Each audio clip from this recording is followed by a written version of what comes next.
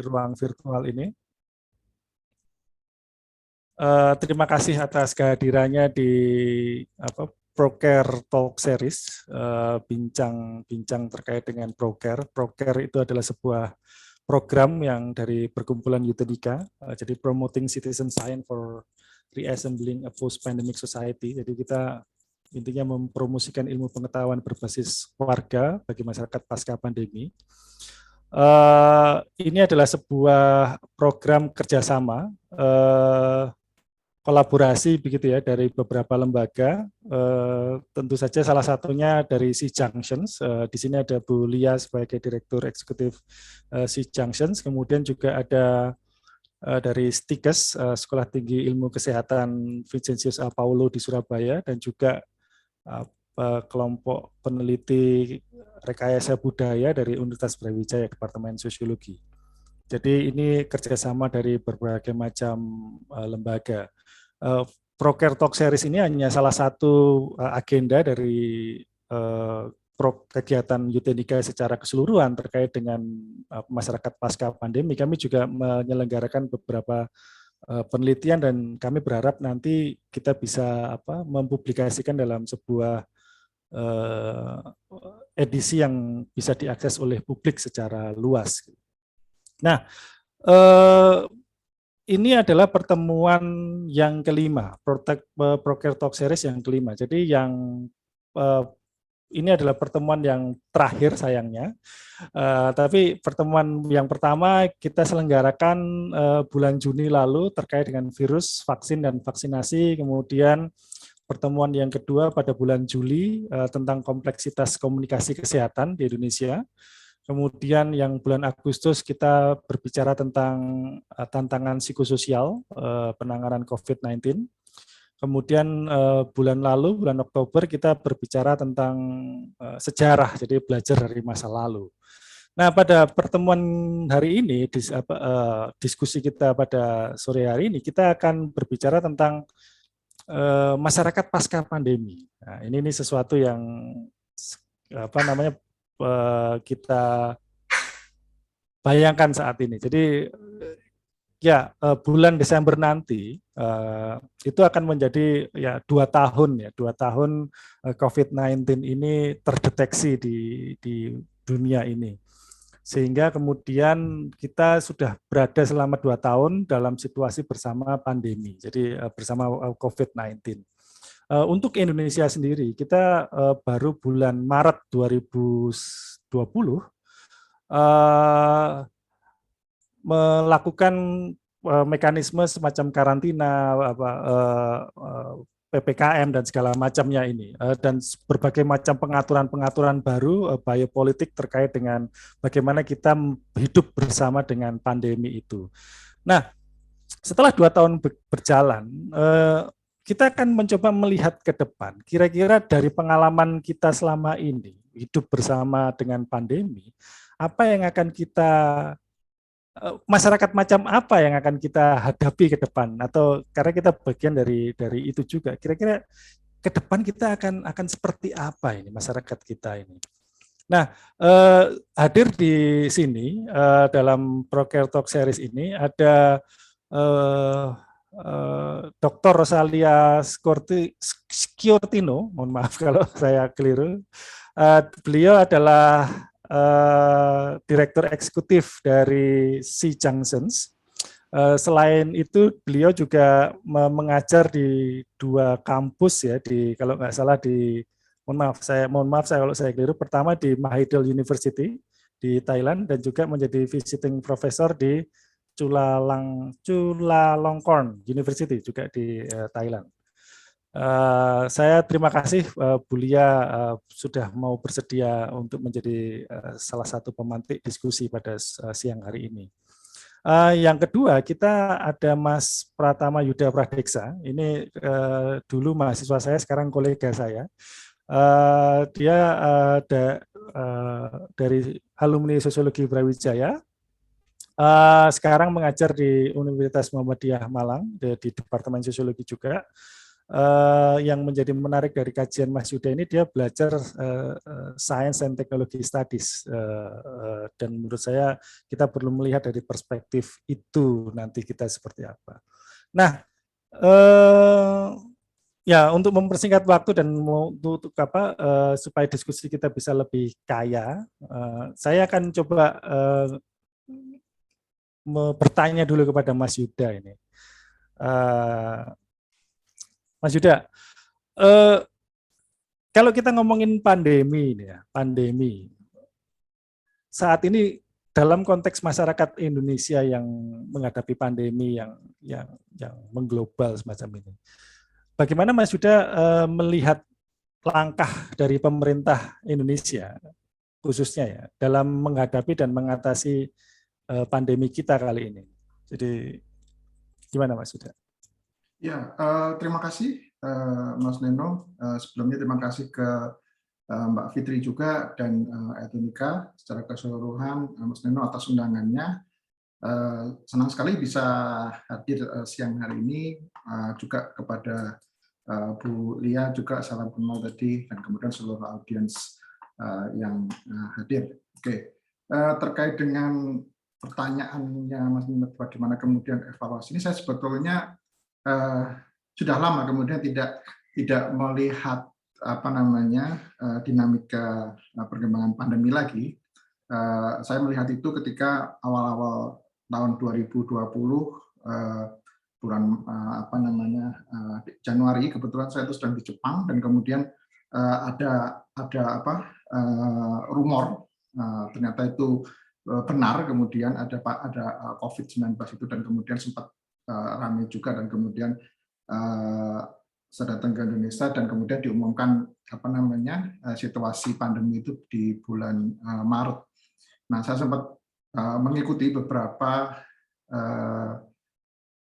langkah atau beberapa kebijakan-kebijakan terkait dengan pandemi, dan kemarin saya coba untuk wrapping up lagi, kumpulkan untuk kita diskusikan di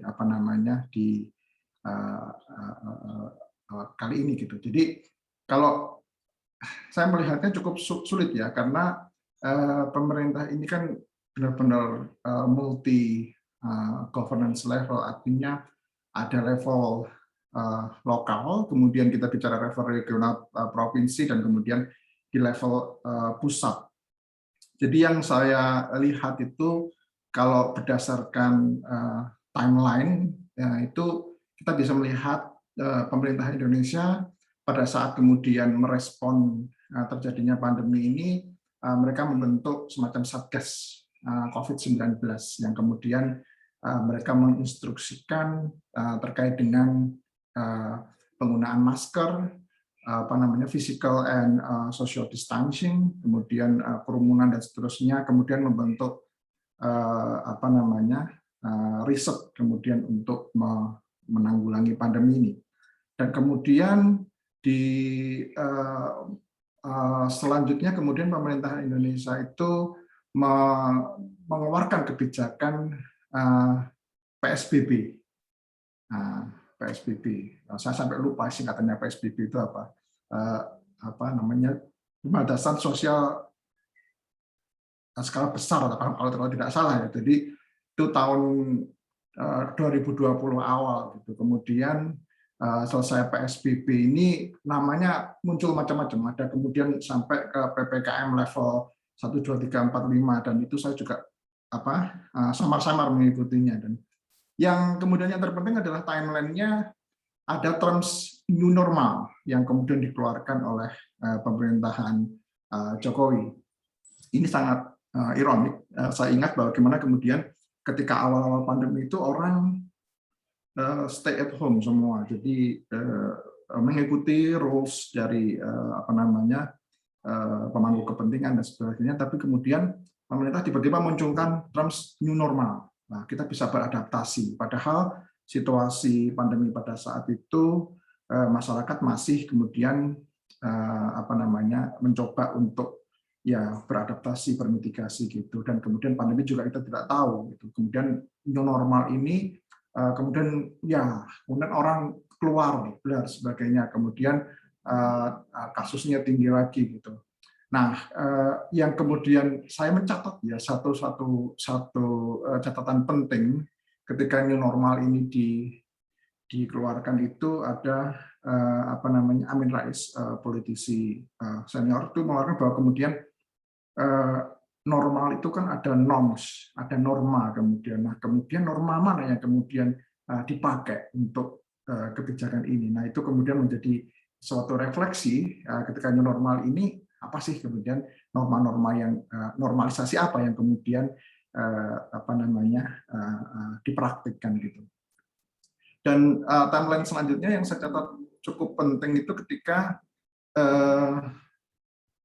Kementerian Kesehatan itu kemudian mengeluarkan semacam guidelines terkait dengan penanggulangan COVID-19 di lingkungan kantor dan industri. Nah, bagaimana ini menurut saya sangat penting karena ini menyangkut kemudian pabrik-pabrik yang mempunyai buruh besar itu tadi mempunyai ruang space yang kemudian diperuntukkan orang-orang yang terduga terkena COVID gitu. Kemudian ada juga kebijakan terkait dengan karantina di waktu PSBB. Yang penting kemudian saya mencatat bahwa hak-hak buruh ini bagaimana bisa terus terjamin ketika mereka terkena COVID atau kemudian mereka karantina gitu. Nah, kemudian yang juga tidak kalah pentingnya terkait dengan kebijakan stimulus ekonomi dari pemerintah yang sudah dilakukan lewat bantuan-bantuan, banyak sekali bantuan, saya tidak ingat satu persatu itu bantuan apa, ada bantuan tunai langsung, kemudian ada kartu apa, dan kemudian nilainya juga fantastis sekali, puluhan triliun rupiah. Nah, kemudian itu untuk diharapkan untuk membantu masyarakat memulihkan kondisi ekonomi akibat pandemi. Dan kemudian yang juga tidak kalah pentingnya adalah terkait dengan testing. Jadi ada kebijakan testing melalui Kementerian Kesehatan dan seterusnya. Meskipun kalau kita lihat angkanya di Asia Tenggara itu sangat rendah. Saya mencatat di sini, catatan lama saya 743 per 1 juta orang. Itu jauh di bawah Thailand. Thailand sekitar 4 ribuan, kemudian Malaysia itu 14.000 tes per 1 juta penduduk. Jadi kira-kira timeline-nya seperti itu ya, dan kemudian hingga kemudian ada yang kemudian lebih strict lagi adalah PPKM ini sampai kemudian Jawa, Bali, dan tentu saja intervensi pasar terhadap harga testing yang menurut saya itu sangat penting gitu. Jadi saya pikir itu timeline-nya, saya tentu saja kemudian ini banyak kritik dalam prakteknya pasti gitu, karena seperti yang kita tahu bahwa kemudian di awal-awal itu ya sempat kemudian pemerintah itu membuat jokes dan kemudian menganggap enteng dan sebagainya, dan itu terjadi. Nah, saya pikir itu juga terjadi juga di negara selain Indonesia. Jadi kalau misalkan kita fair juga, beberapa negara juga menganggap remeh hal ini, jadi bukan hanya di Indonesia gitu.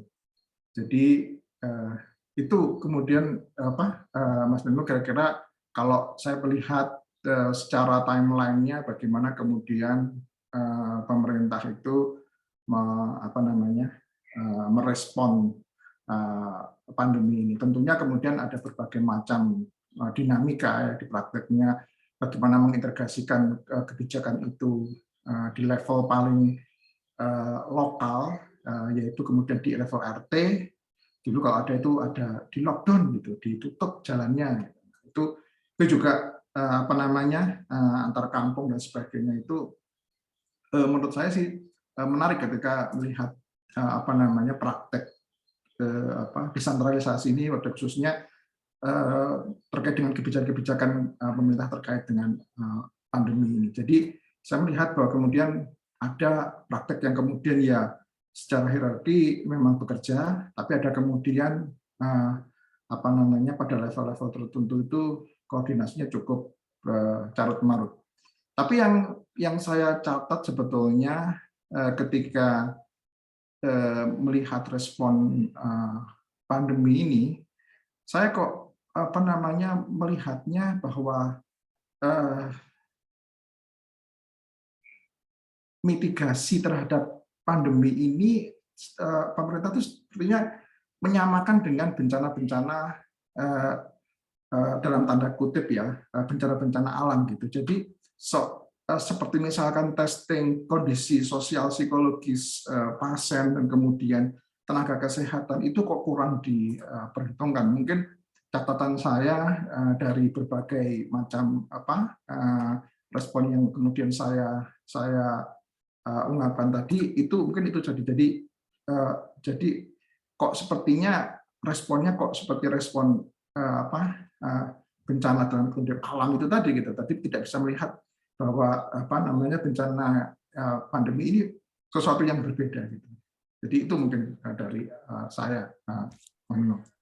Ya, terima kasih Mas Yuda atas mengingatkan juga kepada saya pribadi juga tentang beberapa alur gitu ya, PSBB, kemudian ada new normal dan ada beberapa guidelines dan juga beberapa ya isu testing itu juga menjadi salah satu yang sempat menjadi persoalan krusial di Indonesia itu. Nah, sebelum saya berpindah ke Bu Lia, ada satu pertanyaan yang ingin saya sampaikan terkait dengan vaksin ini bagaimana? Apakah Mas Yuda melihat vaksin ini menjadi salah satu yang menjanjikan juga dalam sebuah kehidupan masyarakat pasca pandemi? Iya, terima kasih. Gini, saya melihat sebagai orang yang belajar STS bahwa kemudian pemerintah ini sebetulnya sangat saintifik gitu. Kalau saya boleh ini sekali-kali memuji pemerintah. Jadi saintifik dalam artian mereka mengandalkan bahwa kemudian vaksin itu adalah jalan-jalan satunya untuk keluar dari pandemi. Artinya kan ketika mereka percaya vaksin itu mereka bicara sains gitu. Jadi padahal kemudian bahwa pengalaman dari history of sejarah dari kesehatan, kemudian sejarah sains, bahwa kemudian berbahaya sekali ketika kita hanya menggantungkan satu solusi ketika pandemi ini adalah multidimensi. Jadi vaksin ini ya satu sisi kemudian sangat percaya bahwa kemudian vaksin ini sebagai sebuah game changer gitu. Tapi kemudian ternyata kan tidak gitu. Bahwa kemudian kita melihat bahwa negara-negara yang kemudian sudah divaksin lebih dari kemudian 70% katakan Israel gitu. Jadi mereka tetap kemudian ada gelombang pandemi yang kemudian beberapa gelombang pandemi juga menyerang mereka gitu. Jadi saya pikir ini di satu sisi bahwa kemudian mereka sangat percaya dengan sains tadi, tapi di satu sisi mereka lupa bahwa kemudian dia melupakan sejarah bahwa kemudian vaksin itu bukan salah satu kunci gitu. Bahwa kemudian kalau kita melihat sejarah bagaimana pandemi itu berakhir, sebetulnya kan ada dua. Yang pertama secara sosial dan secara medis gitu. Secara sosial orang ya melupakan tadi, jadi ya ignore, kemudian orang tidak peduli lagi dengan pandemi, kemudian ya orang hidup normal, bagaimana kemudian mereka hidup dengan wabah ini. Nah kemudian secara medis itu ada vaksin dan upaya-upaya kesehatan publik lainnya gitu. Jadi kalau misalkan kita belajar bagaimana smallpox cacar di Eropa, Asia, dan kemudian itu kan selain kemudian ada vaksin, bahwa kemudian dokter Edward Jenner, dokter dari Inggris ini juga melakukan pendekatan kesehatan publik gitu loh, bukan hanya kemudian vaksin saja, tapi ada kemudian terkait dengan perawatan sumber daya alam seperti air dan sebagainya, higienis. Nah itu menjadi kunci ya. Jadi ketika bertanya ya kapan kemudian pandemi ini berakhir, ya ada dua tadi, ada sosial secara medis, dan kemudian vaksin ini menurut saya bukan sesuatu yang game changer karena ada banyak kemudian dimensi lain, seperti kalau kita belajar di sejarah bagaimana wabah itu berakhir. Oke, terima kasih Mas Yuda. Ini menarik terkait dengan bahwa vaksin itu ya salah satu ya, bukan satu-satunya. Tapi kita akan kembali ke situ setelah kita mendengarkan dari Bu Lia dulu. Nah, Bu Lia, tadi Mas Yuda bercerita tentang bagaimana kondisi yang dihadapi oleh pemerintah Indonesia, ya, khususnya masyarakat Indonesia. Dan salah satu klaim yang sering dimunculkan pemerintah itu kan, ya kami tidak siap gitu. Kalau kita berbicara tidak ada pemerintah di negara manapun yang siap dengan situasi pandemi ini tentu saja. Nah, bagaimana Bu Lia melihat dari pengalaman Bu Lia misalnya di Thailand ataupun di negara lain, khususnya di Asia Tenggara, dalam bagaimana pemerintah ini menyikapi pandemi ini, baik itu berbeda ataupun sama.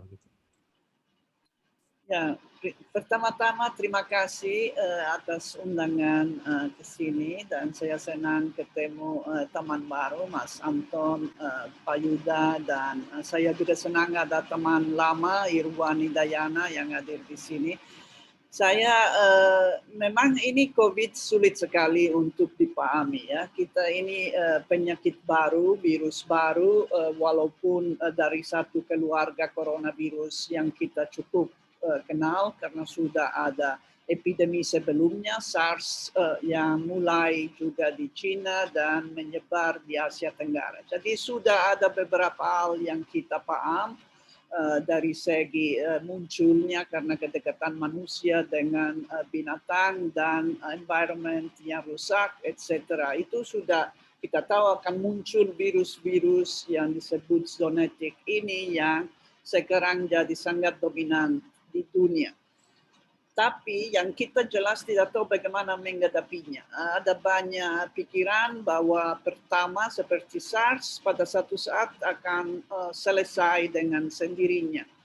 Tidak menyebar luas di seluruh dunia, tidak menimbulkan begitu, walaupun lebih letal ya, walaupun secara yang kena memang lebih mungkin kesempatan akan meninggal, tapi tidak menyebabkan begitu banyak orang yang meninggal dan sakit. Jadi mungkin orang memang pertama-tama jelas tidak siap. Tidak siap juga bahwa China cara pendekatan sangat radikal. Itu Wuhan ditutup, orang tidak bisa keluar dari Wuhan sendiri untuk agar tidak menyebar ke seluruh China. Ini jelas mempengaruhi cara pemerintah-pemerintah lain.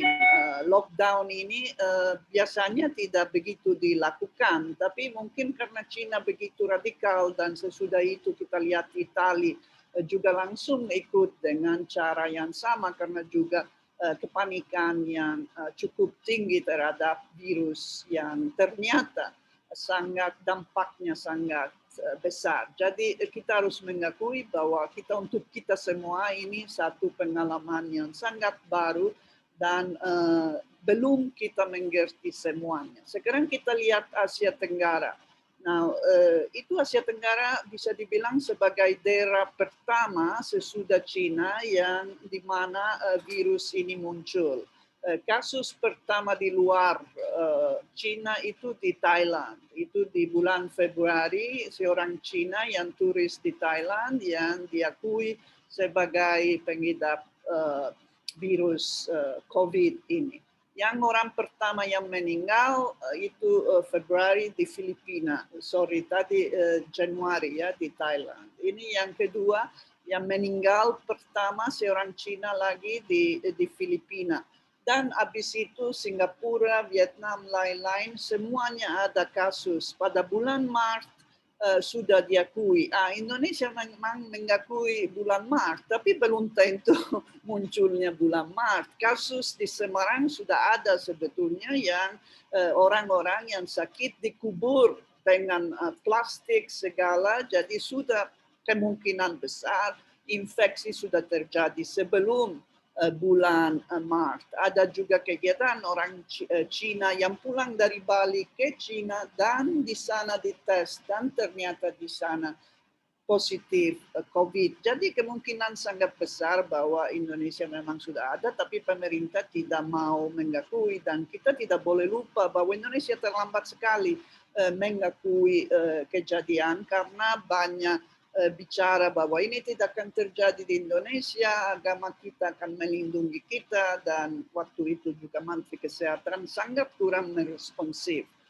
terhadap. Lain sekali dengan pendekatan Singapura misalnya, ya, yang Singapura mungkin antara negara yang langsung beraksi dengan sangat ketat dan juga melakukan testing secara lebar, mungkin salah satu negara yang dengan testing paling tinggi di Asia Tenggara. Thailand sendiri sebetulnya sangat rendah, ya, bisa dibilang rendah ukuran testing. Ada keenggan untuk melakukan testing karena jelas jika melakukan banyak testing akan dapat banyak kasus, jika dapat banyak kasus akan kelihatan bahwa pandemi belum terkontrol, dan itu secara politis mungkin dianggap tidak baik oleh banyak negara. Memang sulit untuk bilang bandingan semua negara, ya. Yang jelas ada yang responsif, ada yang terlambat. Sekarang juga kita lihat kasus Myanmar, itu satu kasus tersendiri di mana situasi politik tidak memungkinkan untuk mengatasi COVID-19. Itu karena masalah politis di mana ada coup militer, dan jadi ini satu hal yang sangat buruk. Karena jika tidak terkontrol di satu negara, jelas tidak bisa terkontrol di negara lain. Mungkin satu hal yang semua negara hadapi adalah bagaimana antara keputusan yang didasari ilmu kesehatan dan keputusan yang didasari ilmu politik atau kebutuhan politik dan kebutuhan ekonomis. Jadi tiga faktor ini yang mempengaruhi hasilnya dari keputusan yang ambil. Jadi kapan lockdown atau tidak lockdown? Apakah selalu didasari atas pertumbuhan kasus atau turunnya kasus? Jika kita lihat Indonesia, sering sekali lockdown dibuka pada saat kurvanya epidemiologinya belum turun. Jadi biasanya tuh harus dapat apex, baru pada puncaknya baru akan turun, dan turunnya perlu beberapa minggu untuk benar-benar turun secara epidemiologis. Jadi jika kita mengetahui ilmu epidemiologi, pasti tidak akan buka sampai benar-benar turun. Ini sering sekali di Indonesia tidak terjadi. Di Thailand contoh lain, mungkin lockdown mulai dengan terlambat untuk akomodir kebutuhan ekonomis. Misalnya waktu tahun kemarin, akhir tahun, tidak ditutup walaupun kasus sudah mulai menyebar, tidak ditutup waktu tahun baru agar restoran-restoran masih bisa buka karena sudah 1 tahun dengan sangat tidak ada income. Jadi ini kesempatan untuk mereka agar ada pendapatan. Jadi baru ditutup sesudah lewat tahun baru. Nah, itu sekali lagi bukan keputusan didasari atas kesehatan, tapi didasari atas pertimbangan yang ekonomis. Ada juga pertimbangan politis. Misalnya kadang-kadang peraturan yang untuk COVID sebetulnya dipakai untuk jangan alasan COVID, tapi dipakai untuk kepentingan politis. Satu hal contoh lagi di Thailand, di mana mungkin ada curfew dan ada peraturan tidak boleh ketemu lebih daripada beberapa orang, walaupun waktu itu epidemiologi sangat rendah, karena kebutuhan politis karena mencegah demonstrasi dari mahasiswa-mahasiswa. Jadi kita juga lihat fenomena di mana keputusan politis membuat sikapnya terhadap COVID lebih ketat daripada sebetulnya diperlukan pada saat itu. Jadi memang sangat bervariasi cara tiap negara menghadapi COVID, walaupun dengan metodologi yang sama, lockdown atau pakai masker, dan itu memang semua negara pakai metodologi yang sama, tapi kapan dilakukan, itu memang hasilnya dari keputusan politis, ekonomis, dan kesehatan. Jadi tidak selalu kesehatan nomor satu, dan ini membuat variasi. Nah, sekarang jika kita mau lihat dari segi epidemiologis, menariknya tahun pertama untuk Asia Tenggara yang bukan Indonesia, Filipina, dan Malaysia mungkin dampaknya tidak terlalu besar. Ya. Jadi Indonesia dan Filipina memang yang paling tinggi waktu itu kasusnya, dan Malaysia berikutnya, tapi negara lain menariknya tidak terlalu Vietnam, Thailand, lain kasusnya sebetulnya sangat rendah. Ya. Ini kenapa? Ini bisa jadi pertanyaan, tapi mungkin kita tidak bisa dapat jalan keluar. Pertama dipikirkan karena kebijakan, karena secara kebijakan mereka lebih responsif seperti Vietnam, salah satu contoh. Tapi ini ternyata juga bukan satu penjelasan yang lengkap. Ada juga yang pikir karena elemen budaya.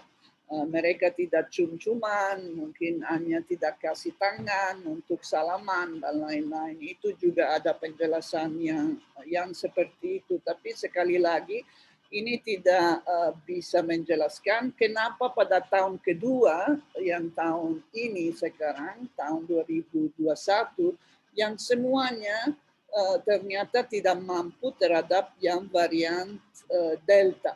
Jadi dampaknya paling besar sebetulnya di tahun kedua ini, di mana Indonesia pada satu saat adalah negara di mana kematian paling tinggi di dunia. Ya, jadi kita tidak bisa lupa hal yang seperti ini, dampaknya pada Indonesia sangat besar. Saya pun ada banyak teman yang meninggal atau terinfeksi dengan COVID-19 dan tidak selalu orang tua. Jadi menariknya juga di Indonesia, misalnya anak termasuk kelompok yang cukup sering terinfeksi, walaupun di negara lain anak dianggap tidak terlalu rentan terhadap COVID-19. Itu jelas terkait dengan gizi anak dan hal lain yang masih kita belum pahami sebetulnya. Jadi menarik dilihat bahwa dampak COVID memang untuk Asia Tenggara, kecuali Indonesia dan Filipina, sekali lagi karena Indonesia Filipina juga tahun pertama. Tapi bisa dibilang tahun kedua ini yang sangat menderita dengan masalah COVID-19 yang puncaknya pada bulan Juli dan Agustus ini. Jadi mulai April dan akhirnya puncaknya pada Juli. Sekarang memang kita pada fase yang bisa dibilang tentram. Ya. Tapi apakah ini tentram sebelum perang lagi? Itu kita belum tahu. Yang masalah vaksin sudah jelas vaksin sangat bantu untuk mencegah kematian dan penyakit parah atau paling tidak mengurangi. Tapi di Eropa sudah kelihatan untuk infeksi tidak mempan. Jadi orang tetap akan terinfeksi, tetapi tidak akan meninggal atau tidak akan sakit parah. Tapi jelas masih ada. Tapi jauh lebih sedikit dibandingkan yang tidak vaksinasi. Nah, sekarang kita lihat situasi di Asia Tenggara. Negara yang mana yang vaksinasi sudah hampir seluruh penduduk? Ya mungkin hanya Singapura yang benar-benar sudah sampai 90-an. Malaysia satu lagi, Indonesia masih jauh. Ini memang bukan karena Indonesia terlambat ya. Sebetulnya Indonesia antara negara yang tegas pada mulanya ya, pada mulanya. Ada masalah di Indonesia pada saat dibuka untuk pribadi, pada saat partai politik bisa juga distribusi vaksin. Ini menurut saya sudah mulai programnya tidak jalan seperti seharusnya. Tapi oke, ini samping. Yang penting penduduk Indonesia banyak sekali. Jadi belum bisa dipenuhi, hanya mungkin 30-40% yang sekarang vaksinasi. Thailand terlambat sekali. Jadi tapi sekarang agak cepat melakukannya, jadi sudah lebih dari 50%, tapi jelas belum kita pada tingkat yang bisa dibilang aman untuk berhentikan atau diarahkan berhentikan dampaknya dari COVID-19. Jadi kita harap memang bahwa tidak ada ombak keempat seperti sekarang terjadi di dalam Eropa. Mungkin ini dulu karena memang variasi di Asia Tenggara sangat banyak. Mungkin juga ada pertanyaan nanti bisa dibicarakan lebih detail. Ya, terima kasih Bu Lia memberikan satu gambaran tentang bagaimana COVID ditangani di Asia Tenggara dan juga ada perbandingan dengan beberapa negara di Asia Tenggara dan juga yang saya catat ada terkait dengan keputusan-keputusan untuk penanganan itu terkadang juga ditentukan oleh kepentingan politik dan juga kepentingan ekonomi. Jadi tidak melulu soal kesehatan, tidak melulu soal medis begitu ya, tapi ada pertimbangan-pertimbangan politik dan juga pertimbangan-pertimbangan ekonomi. Nah, yang saya ingin ada satu pertanyaan lagi dari saya terkait ke Bu Lia, terkait dengan apakah pola pengambilan keputusan yang mempertimbangkan aspek politik dan juga ekonomi itu adalah pola yang selalu berulang ketika masyarakat atau negara mengatasi sebuah wabah. Artinya COVID ini hanya salah satu ya. Artinya yang terparah pada saat ini. Tapi sebelum ini kan ada SARS juga dan juga kemudian ada Ebola dan juga ada AIDS gitu ya yang sebelum-sebelumnya. Dari pengalaman Bu Lia yang juga melakukan penelitian terkait dengan medical anthropology, apakah ada pola yang apakah ini adalah pola yang terulang tentang bagaimana suatu masyarakat, khususnya pemerintah, dalam mengatasi sebuah wabah? Begitu. Saya pikir tadi Pak Yuda sudah sebutkan ya, ini dilihat sebagai bencana. Satu sebagai bencana, kedua sebagai masalah security. Karena ini akhirnya terjadi semacam securitization yang disebutkan securitization dari keputusan politik di mana banyak tentara turun tangan. Ini jelas sangat mungkin spesifik, saya mau bilang spesifik mungkin tidak terlalu tepat, tapi yang jelas di Asia Tenggara di mana banyak pemerintah yang authoritarian, akhirnya lebih mudah tentara dipakai untuk benar tentara selalu dipakai jika ada bencana environment ya, jika ada bencana lingkungan itu akan pakai tentara. Tapi kenapa untuk penyakit yang public health itu dipakai tentara itu sebetulnya kurang pas.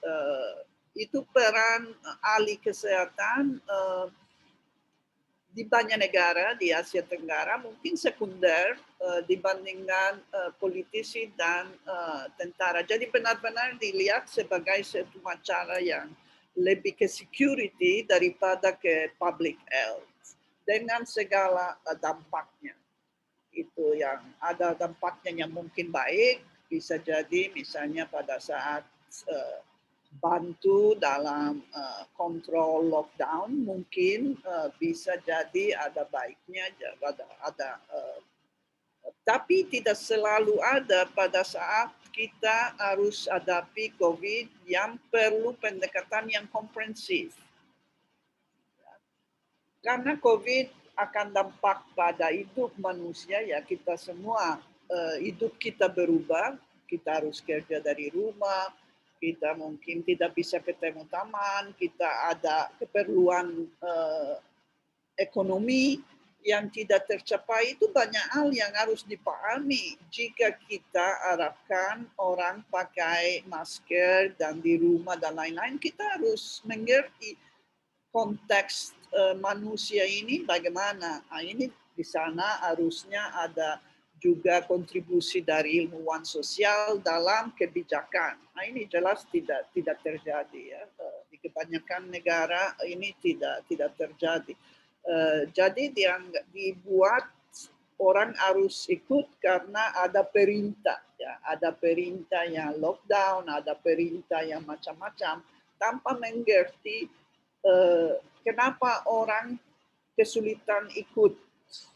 Misalnya, kenapa orang kesulitan ikut lockdown?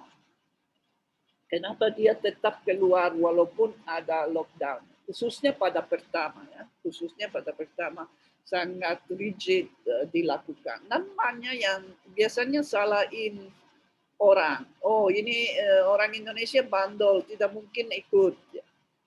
Sepertinya kebijakan tidak punya tanggung jawab. Jadi orang politisi tidak punya tanggung jawab, semua kesalahan dilimpahkan ke masyarakat. Nah, ini strateginya sebetulnya, karena banyak sekali salah politis yang dibuat.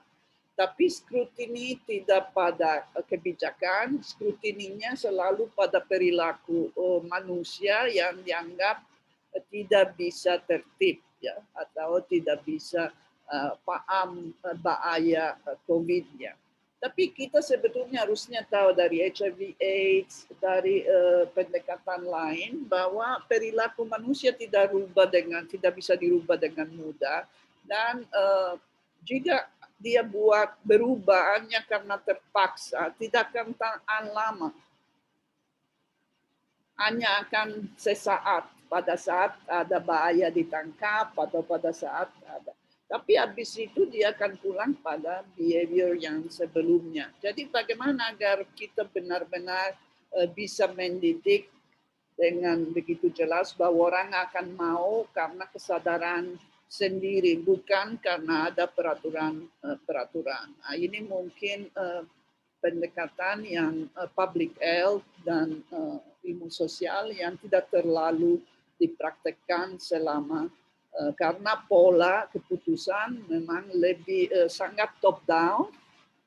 Kita lihat dengan jelas di kebanyakan negara sangat top down, dan jarang ajak ilmuwan secara umum, dan seperti saya tadi bilang tidak selalu didasari atas data ilmu evidence based, dan jelas juga ilmuwan sosial sangat sedikit dilibatkan untuk memahami konteks dari penyakit dari aspek sosial.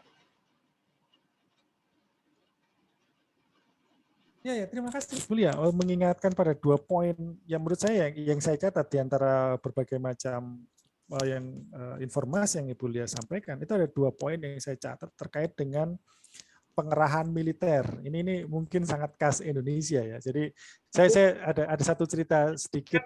Indonesia ini juga ada di negara, karena saya bilang tadi Asia Tenggara banyak negara yang otoriter. Jadi itu dalam konteks ini memang jadi militer sangat digerakkan. Ya, tapi Indonesia ya banyak sekali. Ya, kemudian sehingga persoalan kesehatan menjadi persoalan security tadi, ya. Artinya pendekatannya menjadi sangat security yang hard security, jadi bukan human security yang menjadi penekanan bagi pendekatan itu. Jadi saya ada satu cerita menarik gitu terkait dengan ini. Jadi saya baru saja tiba dari Amerika Serikat 3 minggu yang lalu. Nah, itu ketika saya tiba di Bandara Cengkareng, itu benar-benar militer yang bekerja begitu. Bahkan sampai di karantina itu semua personel militer itu turun tangan di sana untuk apa. Dan saya untuk apa ya, mengamankan begitu ya situasi, dan saya tidak melihat ada satu dokter pun yang ada di misalnya di karantina dan segala macam.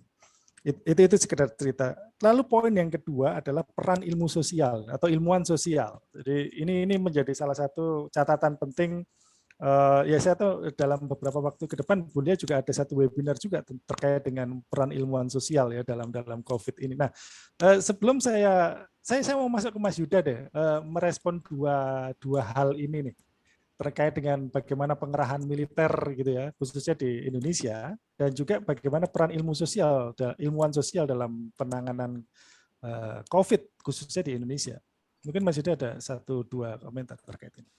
Ya, militerisme ini apa namanya menarik ini. Kalau kita lihat bagaimana kemudian Hindia Belanda Indonesia pada waktu itu menghadapi flu Spanyol, itu mereka juga menggunakan paramiliter untuk merespon wabah-wabah itu tadi.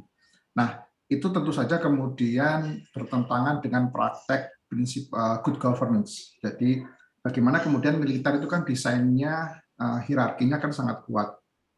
Jadi harus ada dari atas top down banget gitu, seperti katakan oleh Bulia tadi. Nah, sedangkan bahwa kemudian penanganan wabah ini perlu prinsip good governance. Salah satunya misalkan transparansi, akuntabilitas. Nah, masalahnya di situ bagaimana kemudian militer tadi bisa nggak beradaptasi dengan transparansi, dengan akuntabilitas, dengan partisipasi publik. Nah, itu beberapa contoh terkait dengan bagaimana good governance. Nah, kemudian dalam penanganan wabah itu sangat penting bagaimana transparansi data. Seperti misalkan berapa sih yang terkena COVID di daerah tertentu sini, akuntabilitas gitu. Jadi seberapa transparan kemudian menggunakan. Nah, itu kan kemudian menjadi rancu ketika kemudian penggunaan militer ini untuk menangani bencana seperti COVID-19 ini. Tapi di satu sisi yang lain, peran militer ini khususnya ya di negara-negara pasca kolonial ini memang masif ya untuk penggunaannya, karena saya nggak tahu bagaimana kemudian kalau kita lihat di berbagai kota di Indonesia itu poster-poster terkait dengan protokol kesehatan, terkait dengan bagaimana merespon wabah itu kan kemudian dilambangkan bahwa kemudian ada tentara, ada polisi, ada kepala daerah gitu. Itu sangat berbeda ketika misalkan kita berada di negara-negara negara-negara lain gitu. Karena mereka menggunakan public health. Katakanlah India, mereka menggunakan dokter untuk bisa mensosialisasikan itu, menggunakan gambar di situ. Nah, kalau di Indonesia yang kemudian banyak kita jumpai itu adalah ya poster-poster pejabatnya gitu. Saya tidak tahu apakah kemudian otoritas dari para pejabat publik ini termasuk militer, polisi tadi itu lebih melampaui dari otoritas pakar kesehatan publik di situ. Jadi itu kayaknya menjadi catatan lah di terkait dengan peran militer tadi. Dan bagaimana kemudian peran ilmu sosial. Nah, ini menarik dan penting gitu. Bagaimana kemudian kalau kita melihat bagaimana penyebaran wabah itu kan itu menyebarnya mobilitas kan secara sosial. Bagaimana orang berinteraksi dengan satu dengan yang lainnya itu kan sangat-sangat kemudian sosial banget gitu. Jadi bagaimana kemudian orang bekerja dan seterusnya itu saya pikir menjadi sebuah kajian kunci di dalam ilmu sosial. Tetapi kembali lagi bahwa kalau kita melihat perspektif ke belakang bahwa pendidikan terkait dengan pandemi ini saya pikir kok sangat minim sekali gitu ketika kita melihat kurikulum sekolah misalkan gitu kan. Saya merasa ketika dulu sekolah di sini di Indonesia, saya tidak pernah diajarkan bahwa kita pernah adanya wabah flu Spanyol, kita pernah mempunyai wabah TBC dan sebagainya, itu terkesan tidak ada gitu loh. Saya nggak tahu bagaimana kemudian kurikulum itu dibentuk gitu. Jadi saya pikir penting ketika kita ngomong ilmu sosial bahwa yang paling utama itu adalah kemudian kita sejarah di situ, bahwa kemudian kita pernah terjadi seperti ini, bagaimana kemudian kita merespon dan seterusnya gitu. Bahkan kemudian ketika saya tinggal di Malang, saya baru tahu kemudian ketika Candi Tikus di Jawa Timur itu adalah kemudian berasal dari bagaimana pemerintah kolonial dulu merespon terkait dengan wabah pes. Itu sudah terjadi ketika saya kuliah gitu. Jadi saya tahunya bahwa kemudian ternyata ada Candi Tikus ini, bagaimana kemudian Malang dulu ada wabah pes di sini dan kemudian cara merespon seperti ini. Jadi itu yang kemudian tampaknya menjadi kurang sekali ya. Padahal itu sangat-sangat penting bagaimana kemudian kita bisa merumuskan terkait dengan pembatasan sosial dan sebagainya. Itu sebetulnya kan kajian-kajian ilmu sosial itu. Tapi kemudian ya seperti yang di banyak negara kita ketahui bahwa kemudian masih kemudian ilmu sosial itu masih belum mempunyai porsi peranan yang proporsional dibandingkan dengan ilmu-ilmu yang lain. Tapi saya pikir itu menjadi sebuah tantangan ketika belajar ilmu sosial ini, bahwa kita perlu pendekatan katakanlah multidisiplin gitu, bagaimana menghubungkan antara ilmu sosial, misalkan sosiologi dengan kesehatan publik, sosiologi dengan lingkungan dan seterusnya. Itu saya pikir menjadi celah untuk bagaimana kita bisa berkontribusi. Karena kalau kita melihat kondisi masyarakat pun juga, kenapa kemudian ilmu sosial kok peranannya belum maksimal? Karena ilmu sosial sangat berbeda dengan ilmu-ilmu misalkan engineering atau teknik seterusnya. Karena ilmu sosial seringkali tidak mempunyai produk material, seperti misalkan engineering, seperti misalnya kita bikin alat yang dulu itu sempat dipakai menjadi kontroversi, Genos misalkan, itu kan peran engineering sangat signifikan di situ. Padahal ilmu sosial sebetulnya juga bisa masuk di situ. Jadi itu kemudian menjadi problemnya adalah bagaimana mematerialisasikan produk dari ilmu sosial ini. Oke, terima kasih Mas Yuda. Saya ada satu pertanyaan ke Bulia dulu sebelum saya lempar ke audiens publik di sini. Nanti teman-teman yang di audiens bisa menuliskan pertanyaannya atau komentarnya di kolom chat terlebih dahulu, atau mungkin nanti bisa langsung raise hand. Silakan, nanti akan ada satu putaran untuk itu atau mungkin lebih. Tapi saya ingin ke Bulia dulu terkait dengan peran dari civil society. Ini Bulia. Ini salah satu yang menurut saya penting. Jadi kita sejak tadi sudah berbicara tentang ya pemerintah dan segala macam. Nah, saya ingin coba masuk ke peran civil society atau khususnya terkait dengan bagaimana kita menata ulang masyarakat pasca pandemi. Apakah nanti dalam civil society ini ada juga sebuah perubahan tentang bagaimana civil society akan berhadapan dengan ya mungkin negara atau mungkin juga terhadap rakyat secara umum gitu.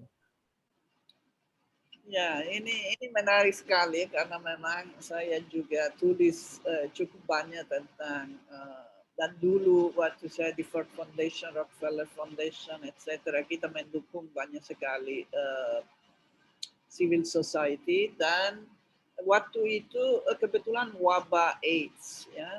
Waktu itu kita bisa lihat peran civil society yang sangat aktif dalam berbagai hal. Satu, pertama untuk pendidikan HIV/AIDS yang waktu itu dianggap satu penyakit yang hanya akan secara moral ya akan kena orang yang tidak moral atau orang yang tidak bermoral. Itu di sana peran LSM untuk menjelaskan banyak hal tentang dan membela kelompok yang rentan, apakah itu pekerja seks atau LGBT atau apa, itu memang mereka waktu itu belum istilah LGBT ya, waktu itu belum ada, tapi yang kelompok yang homoseks dan lain-lain itu mereka yang berani untuk membela, berani juga bicara kondom dan hal-hal yang dianggap sensitif dari segi atau beberapa kelompok anggap sensitif, walaupun sekarang jauh lebih sensitif daripada mungkin dulu. Dan mereka juga yang berani kritik pemerintah dan punya semacam watchdog posisi terhadap pemerintah. Ini sekarang kita bandingkan saja dengan apa yang terjadi dalam wabah yang ini, yang COVID-19. Menurut saya jauh berbeda. Saya lihat mereka lebih ke mungkin bantu masyarakat dan komunitas dari dampak sosial. Memang mereka juga terbatas ya perannya mungkin karena tidak bisa gerak sebebas waktu wabah sebelumnya. Jelas mereka pun ditutup di dalam rumah, jadi organisasi LSM pun kesulitan untuk berkiprah dengan masyarakat. Tapi perannya memang lebih ke bantu masyarakat secara finansial atau secara dengan bantuan-bantuan yang lain-lain. Kita tahu social protection sangat kurang, itu salah satu hal penting juga yang perlu diperhatikan. Bagaimana orang bisa di dalam rumah jika memang kebutuhan ekonomi tidak dipenuhi oleh sumber-sumber yang lain. Sumber ini harusnya dari pemerintah, tapi juga karena dari pemerintah kurang, kita lihat di seluruh Asia Tenggara akhirnya banyak sekali LSM yang berperan untuk bantu keluarga-keluarga yang sudah tidak mampu ya, yang dulu miskin atau yang jadi miskin karena penyakit ini.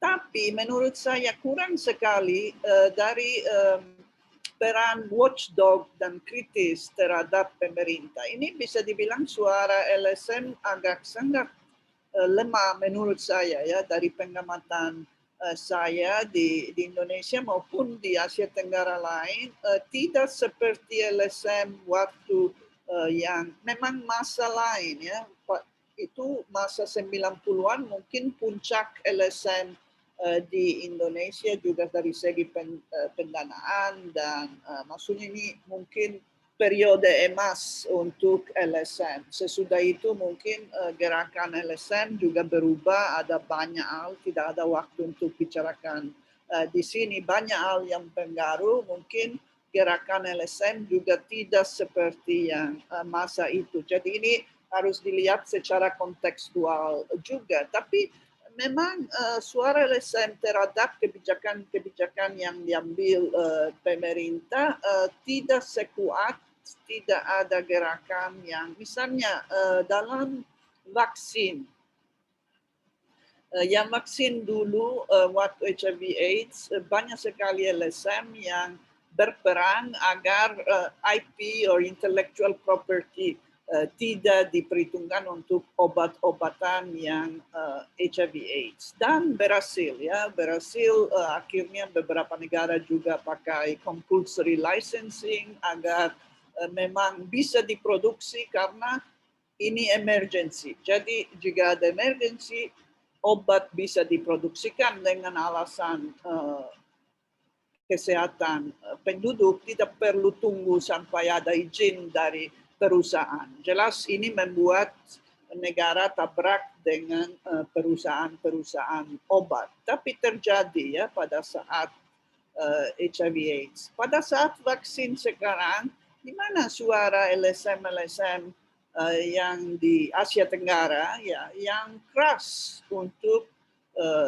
minta agar dunia tidak pakai waiver ya, ada gerakan global ada, tapi partisipasi dari Asia Tenggara bisa dibilang sedikit sekali dibandingkan. Jadi kita lihat peran LSM yang mungkin jika kita bilang pasca epidemi mungkin harus dievaluasi dan harus dilihat kenapa sekarang LSM lebih pilih peran yang filantropis dan bisa dibilang peran filantropis atau bantu masyarakat, tapi dari segi politis karena yang jelas jika kita kritik kebijakan atau kritik masalah ekonomi dan lain-lain itu jelas itu peran advokasi yang lebih politis. Ini mungkin bisa dibilang kurang jika kita paling tidak jika kita bandingkan dengan peran mereka 20 tahun yang lalu waktu penyakit HIV/AIDS. Ya, terima kasih Bu Lia. Ya ini menurut saya menarik ya ketika tadi sempat peran LSM memang ada perubahan khususnya ketika kita berhadapan dengan COVID-19 ini dibandingkan dengan wabah-wabah yang sebelumnya. Nah ini khususnya di Indonesia. Nah ini mungkin menjadi salah satu catatan juga buat kita semua. Tapi ada satu hal yang terakhir tadi Bu Lia sempat singgung terkait dengan ketika LSM ketika kritik dan situasi di Indonesia saat ini kritik itu menjadi sesuatu kritik terhadap pemerintah itu menjadi sesuatu yang kadang-kadang menjadi blunder, artinya kebebasan untuk mengkritik itu menjadi semakin rendah di Indonesia saat ini karena terakhir kasus yang ketika Greenpeace mengkritik Jokowi justru Greenpeace dipolisikan gitu, artinya walaupun mereka berbeda, artinya memang ada iklim yang berbeda di dalam pemerintah Indonesia secara khususnya tentang bagaimana menyikapi kritik itu sendiri. Nah saya nggak tahu mungkin bisa saya tambah sedikit. Silakan. Indonesia saja ini menarik karena memang iklim toleransi pada kritik-kritik sekarang lebih kurang. Bisa dibilang juga di Thailand, juga di negara-negara lain, di mana memang posisi yang kritik ini tidak dianggap sebagai konstruktif untuk memperbaiki kebijakan. Karena sebetulnya kritik kita konstruktif ya, jika kita bicara untuk ada masalah ini atau masalah ini bukan untuk menjeleki tapi untuk memperbaiki sistem. Ini yang mungkin sekarang toleransi untuk atau itu secara umum di berbagai negara di Asia Tenggara yang bisa dibilang menarik karena waktu penyakit AIDS kita masih masa pemerintah Soeharto ya, bukan demokrasi. Jadi jika Anda sekarang bilang ini sekarang lebih sedikit daripada dulu, ya dulu bisa dibilang cukup sempit ruangan untuk membicara. Tapi memang ini kita harus amati kenapa jadi seperti ini dan di mana penyebabnya yang apakah memang fungsi LSM berubah atau seperti tadi dibilang tidak ada civic space ya, civic space untuk kita bicara dan berbincang masalah yang kepentingan untuk semua kita tidak ada lagi. Ya, terima kasih Bu Lia. Mas Yuda mungkin ada satu komentar terkait civil society ini sebelum saya lempar ke halayak publik. Ya, catatan saya terkait dengan tema dari ProCare ini sebetulnya citizen science ya. Sekarang kemudian pandemi ini mengajarkan bagaimana khalayak umum yang kemudian memang tidak mempunyai latar belakang di bidang sains ataupun pendidikan formal terkait dengan sekolah dan seterusnya, mereka bisa belajar bagaimana kemudian kita bisa bertemu orang-orang yang kemudian berbicara soal kebijakan pemerintah terkait dengan bagaimana testing dilakukan, belajar terkait dengan statistik, terkait dengan epidemiologi, terkait dengan eksperimen, karena kan COVID ini sebuah kita eksperimen besar di seluruh dunia. Nah kemudian mereka juga saling belajar terkait dengan hal itu.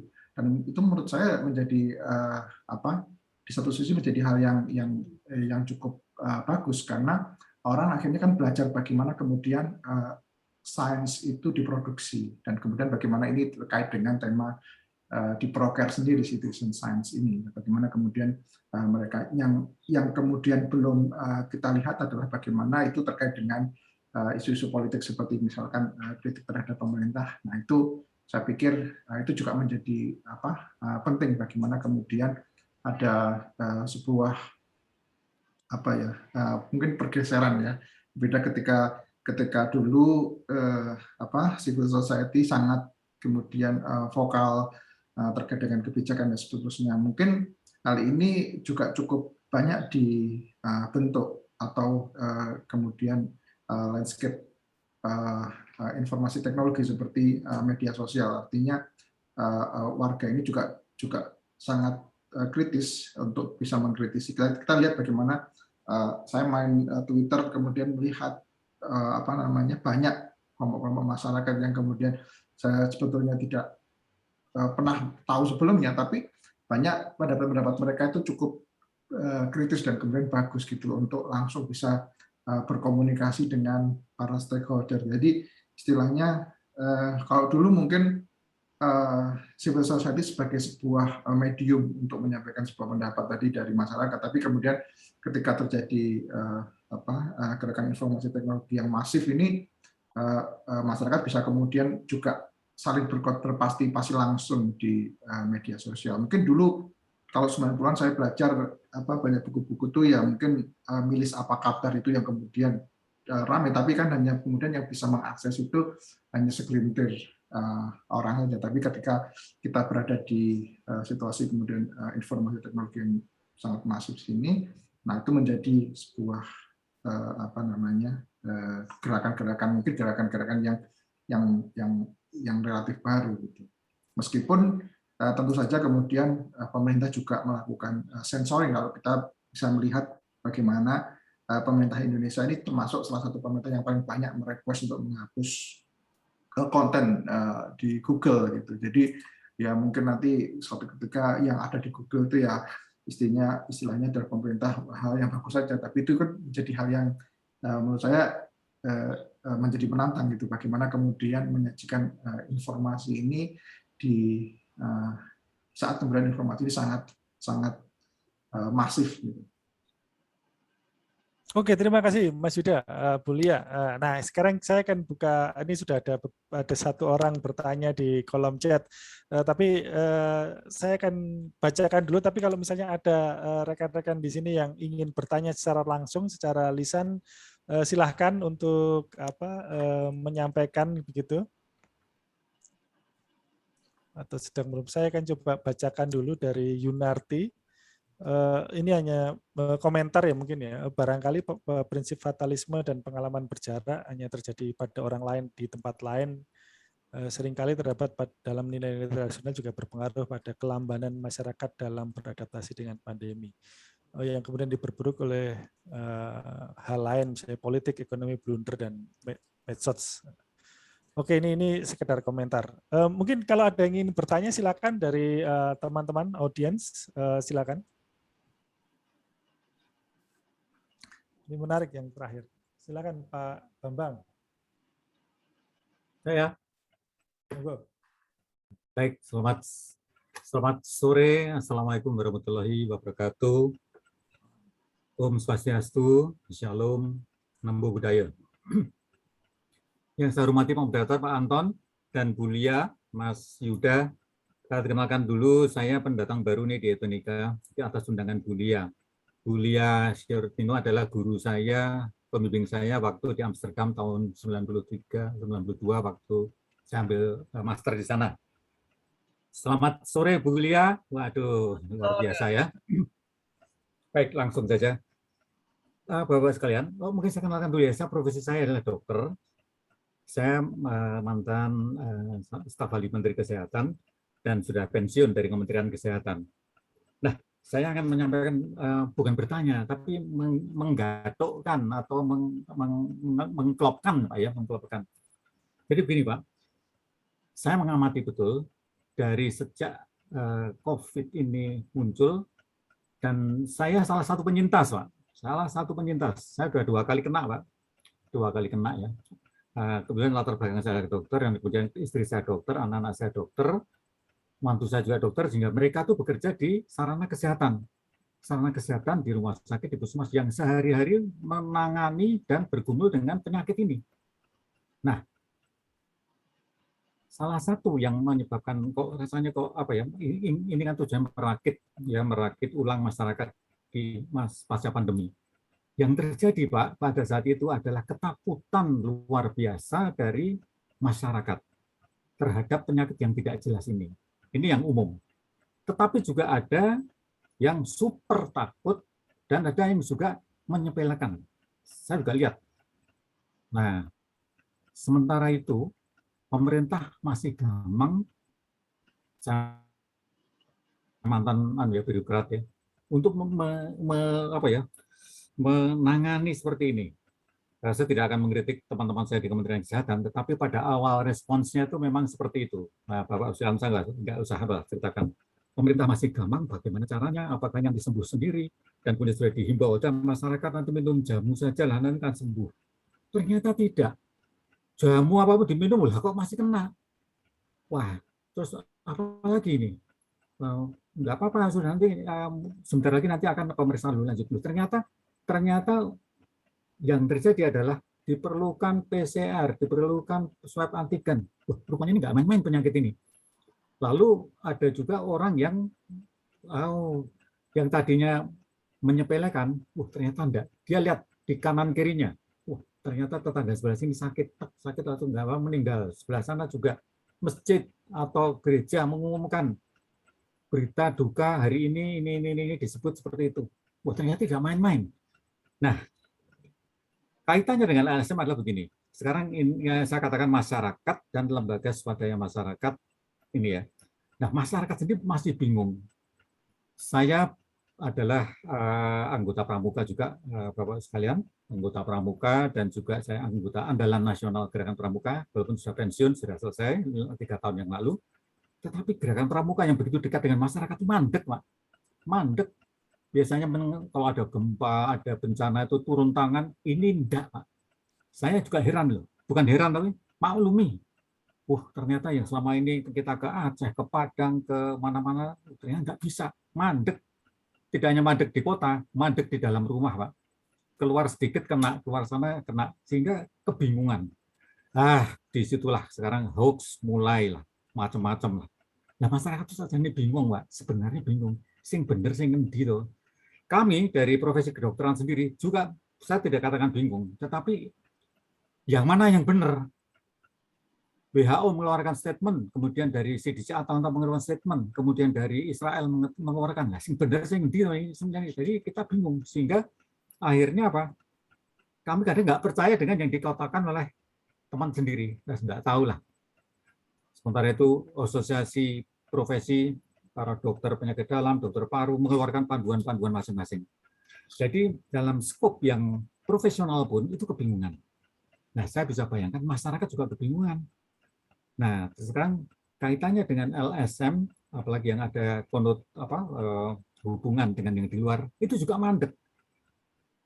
Nggak tahu lah, mungkin begitu banyak NGO yang dulu mesra, bagus, ini sekarang mandek semua, tidak ada kerjasama. Sekarang tolonglah dirimu sendiri, kira-kira seperti itulah. Nah, pelan-pelan berita-berita hoax dan dokter-dokter yang memang dokter profesional tapi terus saling bunyi di medsos, macam-macam lah. Bapak dengar sendirilah, macam-macam lah seperti itu. Jadi sehingga tidak bisa disatukan lagi. Memang susah mau menyatukan ini karena berdasarkan pengalaman dan sumber yang lain-lain. Nah, kembali ke ini, share saya adalah merakit ulang masyarakat di era sekarang. Kita menunggu sebenarnya. Menunggu apa? Saya sekarang sebagai anggota masyarakat ya, menunggu redanya ini, reda dan mulai berpikir jernih. Berpikir jernih dalam artian, yang benar seperti ini. Dan masyarakat sekarang sudah terbiasa protokol kesehatan, 5M, imunisasi, kemana-mana pakai masker. Sekarang kalau nggak pakai masker, yang negur adalah orang rumah atau tetangga. Nah, itu. Kembali ke merakit ulang, saya rasa sekarang harus dibunyikan atau didaya gunakan lagi. Saya tadi sudah ketemu anggota-anggota pramuka, kebetulan, Pak, kami sudah mulai latihan di luar nih. Nah, bagus ya, kapan-kapan nanti saya akan datang dan jelaskan tentang situasi terkini. Kemudian dari kalangan sekolahan juga sudah. Nah, saya terus terang selama berapa bulan ini saya belum ketemu satu NGO yang dari luar ya. nggak tahu ya di luar dulu ada teman-teman macam-macam lah waktu kesehatan, tapi saat ini kok rasanya kami masih di dalam negeri sendiri. Mungkin juga bayangan saya, teman-teman di luar negeri, para LSM, NGO di sana juga masih konsolidasi dan menata diri sendiri sebelum menyelamatkan diri sendiri, lingkungan sendiri. Kalau sudah tertata, baru nanti kita memikirkan globalnya seperti apa. Mungkin begitu, Mas Anton yang bisa saya sampaikan. Matur nuwun perkenalan ini. Terima kasih diundang di pertemuan ini. Selamat sore. Terima kasih Dr. Bambang atas mungkin sharing pengalamannya ya, berbagi pengalamannya. Saya catat ada 2 poin yang menurut saya kita bisa tindak lanjuti dalam sebuah diskusi adalah pertama, karakter bencana. Ya, kalau kita bisa sebut bencana yang disebabkan oleh COVID ini berbeda dengan karakter bencana yang ada lainnya. Jadi kalau bencana yang sebelumnya adalah ketika terjadi bencana kita bisa datang untuk membantu yang terkena bencana. Sementara sekarang kita justru harus diam saja untuk bisa membantu agar tidak tersebar gitu ya. Ini karakternya berbeda. Ini catatan yang pertama tadi. Terus catatan yang kedua adalah yang diserang dari bencana semacam ini adalah kepercayaan. Jadi dengan ini bahkan di kalangan dokter sendiri juga masih bingung ini yang benar yang mana, apalagi masyarakat. Karena dokter yang bergerak di bidang medis yang mungkin adalah garda depan dari seluruh proses ini, itu juga mempertanyakan ini yang benar yang mana, karena setiap ada periode-periode tertentu ada pengetahuan baru yang itu menutupi yang sebelumnya dan memfalsifikasi yang sebelumnya begitu ya. Artinya yang diserang kemudian adalah kepercayaan. Itu 2 catatan saya terhadap Pak Dr. Bambang ya. Kemudian ada 1 pertanyaan lagi disampaikan melalui chatroom, itu terkait dengan ini yang satu, banyak hal mempengaruhi kehidupan pandemi saat ini. Sekarang kita boleh bepergian dengan menggunakan hasil tes COVID, PCR, antigen dan segala macamnya. Yang saya tanyakan adalah apakah penggunaan hasil tes ini dan juga vaksin itu akan menjadi hal yang biasa setelah COVID melanda? Nah, ini lagi-lagi mungkin pertanyaan kepada Bu Lia ataupun Mas Yuda, tapi menurut saya sharing dari Dr. Bambang tadi menarik. Mungkin ada respon juga terkait dengan 2 poin tadi tentang karakter bencana yang berbeda dan yang diserang itu adalah kepercayaan. Silakan. Ini mungkin ya benar, itu saya pikir yang kita tidak bisa bebas, harus di dalam rumah, dan jelas semua LSM juga mengalami masalah yang sama, sangat mempengaruhi operasi mereka. Tapi saya pikir lebih dari itu, karena memang ada perubahan perannya yang mereka ambil. Porsinya yang mereka ambil memang lebih ke bantuan yang saya bilang charity sebetulnya ya.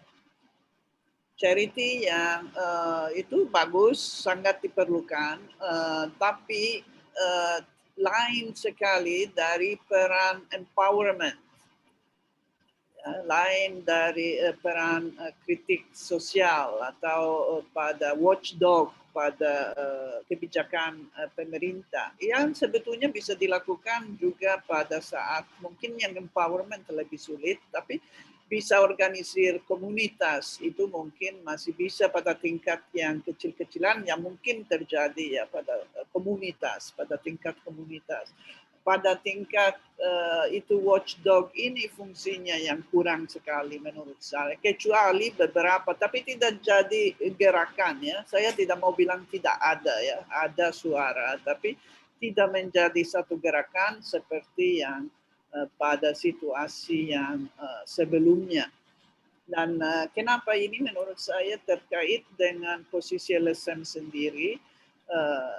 Dana mungkin juga ada pengaruh, tapi mungkin lebih pada itu, apakah memang posisi LSM sekarang yang banyak jadi operasional untuk proyek-proyek pemerintah, lebih extension dari pemerintah terhadap masalah sosial daripada yang posisi watchdog itu yang kita bilang. Ya memang di sana untuk menganalisa data yang keluar dari pemerintah atau dengan mungkin justru yang bersuara banyak media ya, media dan media sosial seperti tadi dibilangin. Wartawan, media itu yang lebih suara keras khususnya pada pertama waktu Indonesia memang terlambat beraksi ya ada yang mengkritik tapi tidak memberi alternatif juga jadi selalu kita harus juga ada kebijakan alternatif ya yang perlu ditawarkan. Nah, ini yang menurut saya agak kurang dan sekali lagi bukan hanya di Indonesia. Yang kedua tentang yang hoax dan non-hoax. Memang ini masalah media sosial yang sekarang sangat kita semua rentan. Nah, tapi terhadap ilmu saya tidak terlalu heran karena ilmu memang proses ilmu seperti itu. Jadi yang kita tidak tahu harus dites lagi. Pasti akan dapat hal yang baru. Jadi ini memang jika kita percaya pada cara ilmiah, itu falsifikasi dari informasi itu sangat mendalam. Itu akar dari proses ilmiah. Jadi sebetulnya satu hal yang positif yang pada satu saat kita tahu ini, tapi ternyata besoknya sesudah datanya tambah banyak, kita akan tahu misalnya dengan masalah vaksin. Pasti karena yang data yang kita punya itu dari laboratori, ya toh? Yang waktu trial, yang juga trial yang tidak terlalu besar, tidak seperti biasa. Jadi pasti pada saat dipakai dalam kondisi yang benar-benar duniawi itu akan lain dari yang data yang kita dapat di laboratori. Ini tidak perlu heran sebetulnya. Jadi kita apakah perlu 3 vaksin?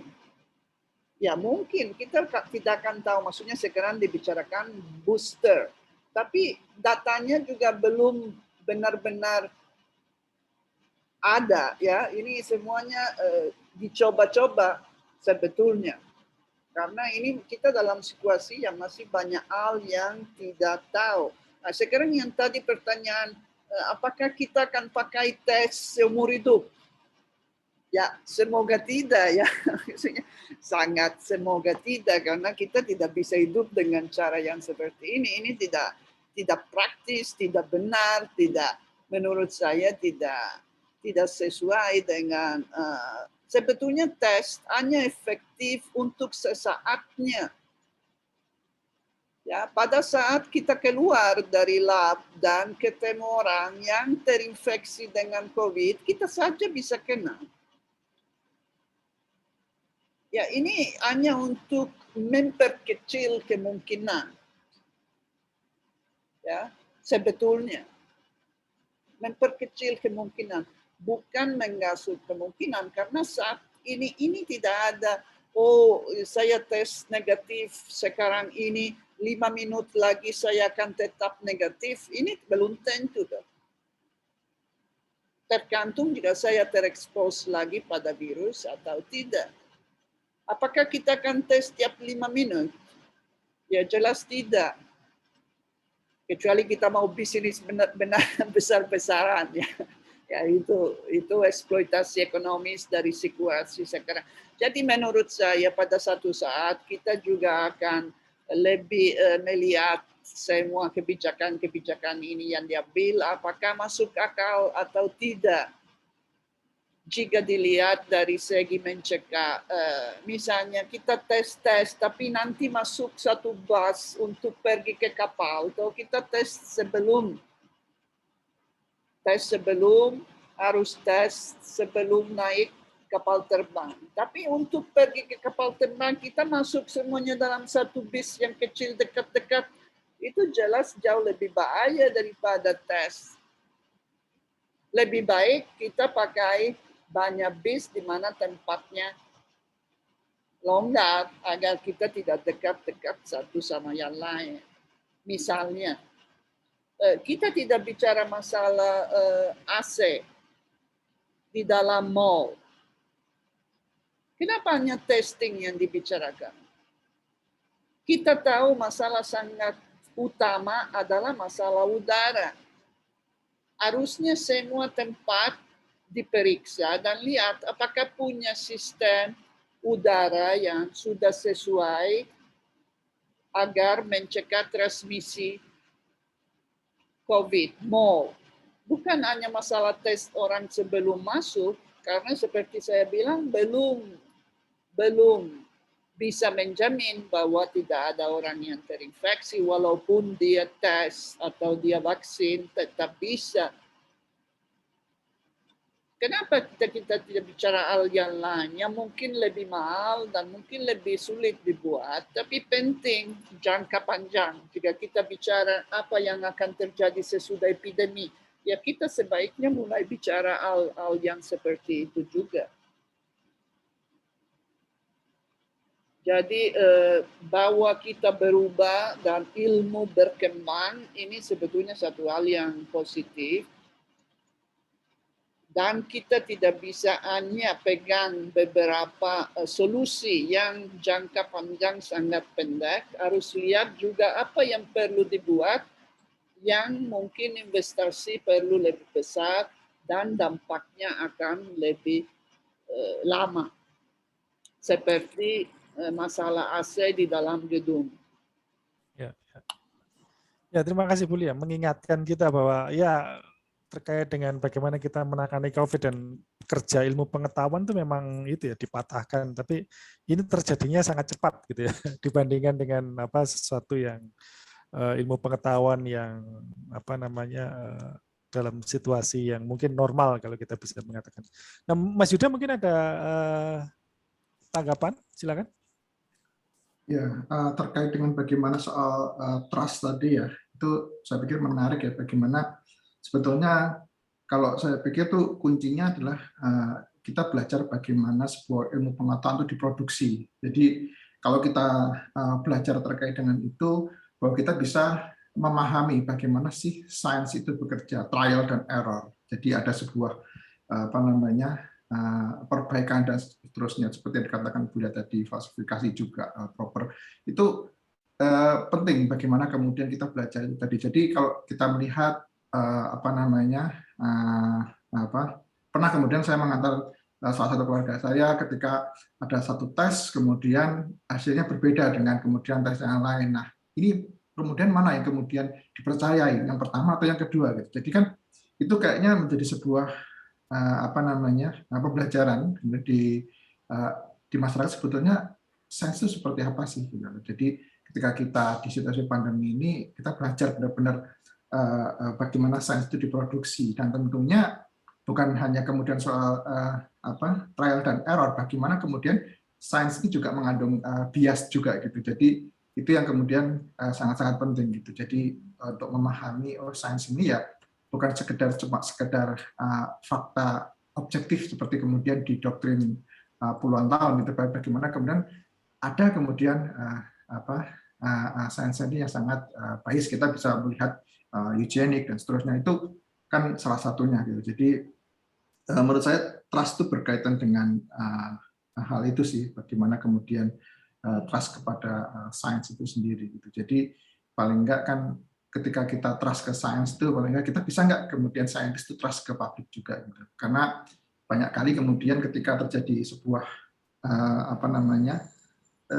trial dan error itu, seperti misalkan ada semacam, kalau saya menyebutnya seperti defisit model, bahwa kemudian seolah-olah publik itu hal yang bodoh, yang kemudian saintis tahu semuanya gitu, ilmuwan sudah semuanya tahu, bagaimana publik ini tidak bisa memahami sains dan sebagainya. Nah, seperti itu mungkin nanti ke depannya kita bisa belajar lagi terkait dengan pandemi, dan itu sih menurut saya, Mas Ben. Ya, terima kasih Mas Yuda. Ini menarik ini terkait dengan trust khususnya terhadap sains. Oke, ada beberapa hal yang ini ada melanjutan lagi dari Mbak Yunarti ini ya. Hal-hal yang tidak konsisten wajib PCR, tidak perlu PCR di base, dan ya artinya ada yang saya catat adalah terkait bagaimana inkonsistensi dalam penerapan protokol kesehatan itu ya, mungkin sehingga kemudian memunculkan berkembangnya opini-opini yang yang sulit, jadi ada konspirasi dan segala macam. Tapi ada satu hal menurut saya yang menjadi menarik ketika kita berbicara tentang tes dan juga mungkin vaksin, khususnya tes lah. Kemudian ada semacam bias kelas begitu ya. Artinya siapa yang bisa tes itu kan kemudian ditanggung oleh individu yang bersangkutan gitu. Ini agak berbeda ketika ya saya tidak ingin membandingkan, tapi pengalaman saya ketika di Amerika Serikat, tes itu ditanggung oleh asuransi dan atau mungkin kalau saya tidak punya asuransi ditanggung oleh negara gitu. Sementara di Indonesia tes ini ada ditanggung oleh individu, sehingga hanya orang-orang tertentu saja. Jadi perjalanan itu menjadi privilege buat kelas sosial tertentu. Itu menjadi salah satu menurut saya catatan penting ya. Artinya apakah kebijakan ini memang berlaku secara objektif untuk semua atau sebenarnya bias juga gitu pendekatan kebijakan ini. Nah, ini ada juga dari pertanyaan Mas Irwan Hidayana, apakah kita bisa mengatakan bahwa kebijakan pemerintah pada masa pandemi diletakkan pada tanggung jawab individual? Nah, lagi-lagi seperti itu ya, social distancing, masker, tinggal di rumah. Sementara pemerintah seringkali menyederhanakan wacana COVID, mendramatisasi situasi dan ini. Ya, terkait individualisasi tadi mungkin contoh yang menarik ya tes ini tadi. Tes itu kemudian ditanggung oleh siapa? Itu menjadi salah satu hal yang menarik.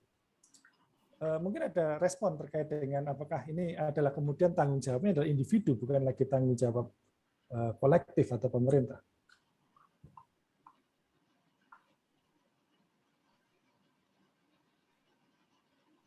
Nonton? Silakan. Boleh. Silakan Pak Dokter, monggo. Baik, terima kasih. Bapak semuanya, Pak Ibu semuanya, saya ingin menyampaikan bahwa kebetulan anak saya di Jakarta ini bekerja di puskesmas, ada juga yang di rumah sakit. Kalau istri saya di rumah sakit. Nah, yang ingin saya sampaikan adalah bahwa waktu pandemi kemarin, seandainya ada orang yang sakit demam panas, kemudian mungkin menggigil atau batuk-batuk, itu langsung datang saja ke sarana puskesmas, itu nanti swab, termasuk PCR itu ditanggung oleh pemerintah DKI ya, termasuk sak isolasi mandirinya, termasuk sak obat-obatnya, itu termasuk makanannya dan lain-lain itu sudah ditanggung oleh pemerintah DKI Jakarta. Nah, dalam hal ini orang yang bergejala, tapi kalau atas keinginan sendiri, ya tidak bisa. Jadi kriteria untuk dilayani di puskesmas adalah harus ada masuk ke kriteria seperti itu. Nah, nanti juga terus diperiksa mejanya khusus, pemeriksaannya khusus, pakai hazmat dan lain-lain. Nah, ini yang ingin saya sampaikan tentang peran pemerintah. Nah, bahwa ini ada pertanyaan yang ini kalau tanggung jawab individual. Nah, kebetulan memang ini agak lucu sedikit ya. Seseorang itu memang yang kepengen keluar negeri atau kepengen keluar kota saja, itu berarti ada kepentingan yang tidak lokal, di mana akan ada lintas pemerintah. Lintas pemerintah maksudnya gini, ada pemerintah DKI, misalnya kami di Jakarta, ada pemerintah Jawa Tengah yang di Jawa Tengah, ada di Jogja, DIY misalnya. Nah, selama dia masih bercokol atau diam di DKI, itu pemerintah DKI akan menanggung semuanya. Semua individu yang sakit, ya, rakyat Jakarta, dengan kartu Jakarta Sehat dan lain-lain lah, dengan sesuai dengan anunya lah, kelasnya ya, ada premium dan lain-lain. Tetapi begitu nyebrang dia sakit di Jawa Tengah, nanti itu sudah tanggung jawab pemerintah Jawa Tengah. Nah, kalau di Jakarta itu juga sudah ada mekanisme yang para tetangga ini loh, yang mengawasi, membantu pemerintah juga sih mengawasi ini lagi sakit. Tapi kalau sudah keluar kota itu memang lepas dari Jakarta dan pemerintah Jogja lah, karena RT Jogja yang harus bertanggung jawab. Saya sekarang ini terakhir saya ke Jogja sebulan yang lalu, itu begitu sampai Jogja saya bilang sama Bu RT, saya dari Jakarta sudah 3 hari yang lalu, dan pemeriksaan saya waktu berangkat itu PCR saya, swab saya negatif, dan begitu sampai Jogja saya juga sudah negatif. Oh ya, monggo selamat tinggal di Jogja. Nah, saya tinggal di rumah saya sendiri. Intinya saya harus dengan sadar sendiri melaporkan dan menjaga masyarakat Jogja yang notabene adalah saudara-saudara saya juga, jangan sampai ketularan. Kira-kira seperti itu. Begitu saya juga mau berangkat ke Jakarta, saya swab lagi. Saya berangkat naik mobil sendiri, Pak, tapi saya memaksakan sendiri untuk memeriksakan diri, untuk meyakinkan diri saya bahwa saya sehat. Nah, begitu pulang ke Jakarta, saya naik kereta api. Nah, naik kereta api itu ada persyaratannya, memang harus PCR, maaf, swab antigen sudah cukup. Swab antigen sudah cukup. Nah, saya sampai di rumah pun, saya juga bilang sama istri, saya baru dari Jogja, kemarin sore hasilnya bagus, tapi sekarang saya juga mau periksa swab nih, cari yang klinik. Jadi inilah yang namanya tanggung jawab pribadi. Kebetulan saya ke Jogja juga ada keperluan, saya balik ke Jakarta juga ada keperluan, jadi sementara saya tanggung sendiri. Tetapi kalau orang-orang yang tidak ada keperluan, ya tentunya ya nggak usah pergi dulu lah saat ini, karena bisa merepotkan dia sendiri, merepotkan pemerintah daerah. Saya bayangkan, Mas, kalau misalnya ada orang dari Jakarta ke Jogja dan lapor Bu RT, dia kena, dia kok di rumahnya akan diisolasi itu oleh RT saya, Bu RT saya di Jalan Kaliurang itu. Mungkin sementara ini, Mas Anton, Bu, matur nuwun. Ya, baik. Terima kasih, Pak Dr. Bambang. Silakan, Bu Lia. Tadi yang pertanyaan dari Mas Irwan ya, ini apakah jadi tanggung jawab individu yang tadi juga dikaitkan dengan Pak Bambang? Saya pikir tidak mungkin ya. Ini enak untuk kita yang mampu, yang memang bisa menjalankan dengan mudah. Oke, bayar tes, no problem. Tapi tes masih mahal untuk banyak orang. Ini kita bisa di rumah karena kita punya rumah besar dan tidak apa-apa, kita meditasi saja di rumah yang enak dengan kebun dan udara dan lain-lain. Kita tidak tinggal di rumah yang mungkin 1-2 meter atau berapa dengan tidak ada jendela dan lain-lain. 4 orang atau 5 orang dengan anak yang perlu belajar dan sekolah tutup dan lain-lain, dan bapaknya pukul ibunya, dan ya banyak sebetulnya banyak situasi di dunia ini yang perlu diperhatikan. Jadi memang tanggung jawab kita adalah untuk menjalankan yang kita tahu bisa melindungi kita. Tapi tanggung jawab pemerintah adalah untuk membuat kita dalam kondisi yang memungkinkan kita menjalani pencegahan ini. Ini memang dari dulu itu sudah ada perbedaan toh antara yang orang yang hanya lihat perilaku manusia sendirinya, semua tanggung jawab dikasih ke individu. Tapi dari ilmu sosial justru yang bilang, ya, wait a moment. Orang pakai kondom misalnya, tidak mungkin dia pakai kondom, misalnya pekerja seks, jika tidak dirubah juga struktur yang ada. Jadi lebih baik seperti waktu itu di Thailand, bahwa yang diwajibkan untuk pakai kondom adalah tempatnya pelacuran itu. Jadi tempatnya yang jadi tanggung jawab, konteksnya yang dirubah, agar orang di dalamnya bisa menjalankan pencegahannya. Ya, sama halnya dengan COVID-19 ini.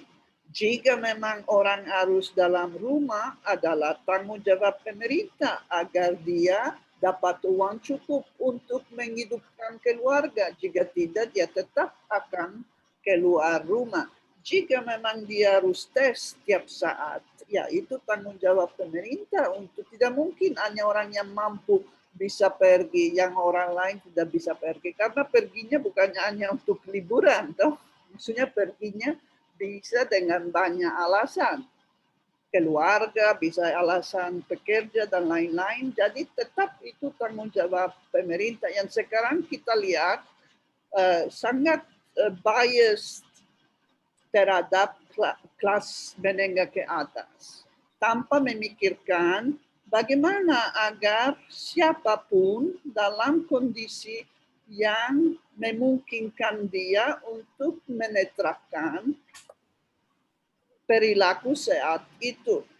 Jadi setuju bahwa ini adalah tanggung jawab individu, tapi dengan catatan bahwa pemerintah harus memfasilitasi konteksnya agar konteks ini memungkinkan setiap orang untuk menjalankan prakteknya. Sama dengan, jika takut, jika panas harus langsung ke rumah sakit. Ya orang pikir 2 kali jika tidak ada asuransi. Walaupun ada asuransi, tetap pikir 2 kali karena ongkos di luar asuransi juga banyak walaupun ada JKN-nya. Apa akibatnya? Dia akan tetap di dalam rumah. Dia akan infeksi orang lain. Jadi ya menurut saya memang dua ini tidak bisa dipisahkan.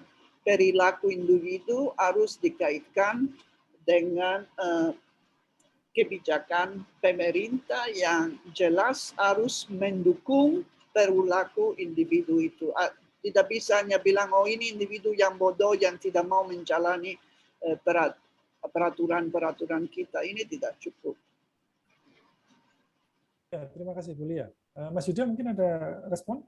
Ya, terkait dengan individual atau misalkan personal ini dengan kolektif, saya teringat jadi si Bruno Latour, aktor network teori. Sebetulnya kalau di situasi pandemi ini kita tidak bisa mengkategorikan ini personal individu atau ini sebuah kolektif sosial. Jadi kalau saya pikir kita melihatnya sebagai sebuah jejaring. Jadinya kalau kita melihat pandemi ini kan bagaimana sebuah virus itu dari misalkan satu manusia kemudian bisa menjadi viral di seluruh global dunia, itu kan sebagai sebuah jejaring. Artinya jangan sampai kemudian kita melihat bahwa itu adalah individu atau kemudian ini sebagai sebuah sosial. Nah, kalau kita melihat seperti itu, makanya terjadi kemudian adalah semacam kayak blaming gitu. Oh, kamu nggak pakai masker nih. Oh, kamu nggak pakai ini. Nah, itu kemudian menjadi yang penting bahwa kita melihat itu sebagai sebuah jejaring. Bagaimana kemudian bahwa perilaku seperti ini juga kemudian ada sebuah jejaring yang kemudian membentuk dan dibentuk. Saya pikir itu, dan kemudian kalau kita melihat bagaimana pemerintah respon saat ini itu yang cukup banyak saya sesalkan adalah banyak melihat dari faktor ekonomi ini. Jadi bagaimana kemudian lockdown atau tidak, bagaimana ekonomi dan sebagainya. Kita tampaknya perlu belajar bagaimana kalau kita memframe bencana ini dengan kacamata ekonomi. Kita melihat bahwa ekonomi ini harus ada dikorbankan, dan kemudian ekonomi ini menentukan siapa yang berhak untuk hidup, atau ya ini penting, kemudian ini tidak penting. Nah, kadang-kadang kemudian itu menjadi sebuah permasalahan saya ketika melihat bencana itu dengan dimensi ekonomi saja. Jadi ada kemudian kelompok-kelompok yang ya dianggap lebih tidak penting. Gitu. Ada kelompok-kelompok yang kemudian dianggap lebih penting di sini. Itu kemudian menjadi refleksi. Ya, terima kasih Mas Yuda. Apakah ada audiens yang ingin bertanya? Kita 10 menit lagi akan di penghujung acara. Saya beri 1 putaran lagi. Kalau ada yang ingin bertanya. Kalau tidak ada, saya ada 1 pertanyaan sih, terkritik terkait dengan diskusi yang terakhir terkait dengan bagaimana individualisasi atau kolektif peran pemerintah segala macam, dan Mas Yuda masuk dengan bahwa ini adalah sebuah network atau jejaring begitu ya. Nah, yang kemudian saya tanyakan adalah ke depannya. Ya oke lah, pandemi dan segala macam oke, dengan berbagai macam ininya ya, burden tanggungan yang kita. Nah, tapi ke depannya ini apakah kita akan melakukan apakah akan terjadi sebuah katakanlah sebuah revolusi dalam konteks cara berpikir tentang ekonomi tadi, Mas Yuda tadi sempat menyinggung, atau tentang politik gitu. Ataukah kita akan kembali normal seperti yang sedia kala gitu. Artinya pertanyaan saya lebih pada reflektif, apakah pandemi ini cukup serius untuk membuat para elit kita berpikir bahwa kita harus mengubah ini perspektif dalam melihat ekonomi dan juga bagaimana kita melakukan tata kelola masyarakat begitu. Apakah 2 tahun dan dengan jumlah manusia yang meninggal ini sudah cukup sebenarnya, atau sebenarnya ya kita akan kembali lagi ke pola yang lama? Siapa ya ditanya? Ya kita coba prediksi saja dengan pola ini. Jika saya harapkan bahwa memang kita tahu ada banyak masalah. Toh ini COVID jadi semacam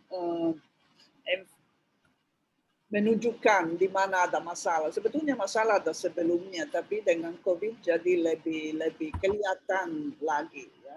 Ya, antara lain masalah dunia global jelas tidak jalan. Ya, keputusan diambil negara masing-masing tanpa koordinasi sama sekali. Dalam ASEAN pun tidak ada koordinasi, buka border, buka bagaimana satu peraturan, tiap negara sendiri-sendiri. Jadi sekarang Thailand buka, Indonesia masih tutup, saya belum bisa ke Indonesia memang ini.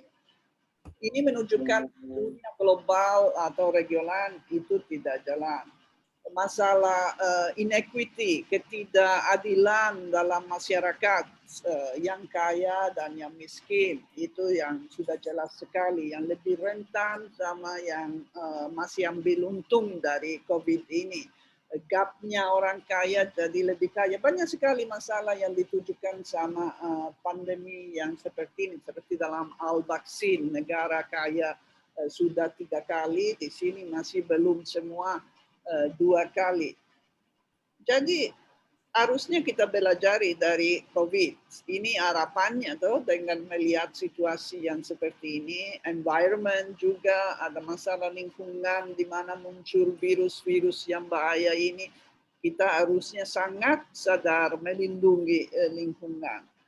Ini harapannya, tapi sebagai orang yang agak pesimistis, itu saya bilang ada risiko kita akan terus seperti biasa, hanya pakai masker. Itu perbedaannya new normal pakai masker, tapi yang lain tetap kita jalani sendiri, kecuali kita benar-benar kita semua yang concern berhasil membentuk satu gerakan yang seorang politis tidak akan berubah dengan sendirinya.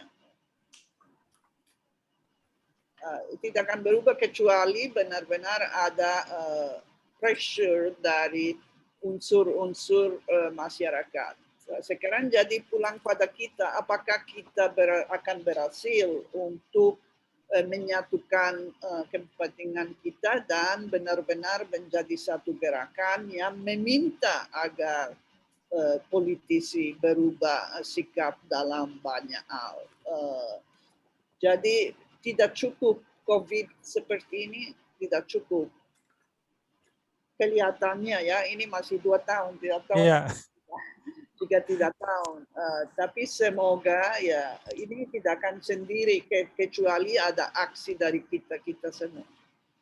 Oke. Ya, silakan Mas Yuda. Reflektif banget, bagus dari Mas Neno tadi. Saya jadi ingat apa yang kemudian digebor-geborkan oleh pengagum teori modernisasi, bahwa kemudian dunia harus tumbuh ekonomi, harus berpacu terbaik. Kemudian pandemi ini membuktikan bahwa kita bisa loh slow down, kita bisa loh mengerem di sini. It's okay gitu. Jadi saya pikir itu menjadi sebuah pelajaran ketika pandemi ini, globalisasi, kemudian semua terkoneksi dan sebagainya.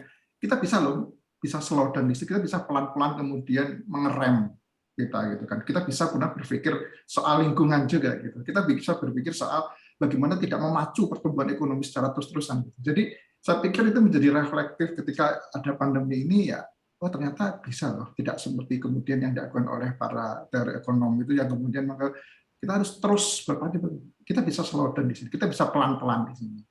Dan itu ya it's okay. Tidak ada kemudian, tentu kemudian ada dampak, tapi menurut saya kalau kita bicara soal lingkungan dan sebagainya, ternyata ini bisa gitu, tidak harus dipacu kalau kita bukan bagaimana tinggal landas itu, jadi kita tidak dipaksa untuk itu dan kita bisa ternyata. Oke, ya terima kasih Mas Yuda. Jadi ini mengingatkan terkait dengan percepatan ekonomi yang selalu digembar-gemboran oleh ekonom itu, kita nggak berproduksi juga. Ya, masih bisa masih tidak sampai sekarat begitu ya. Oke.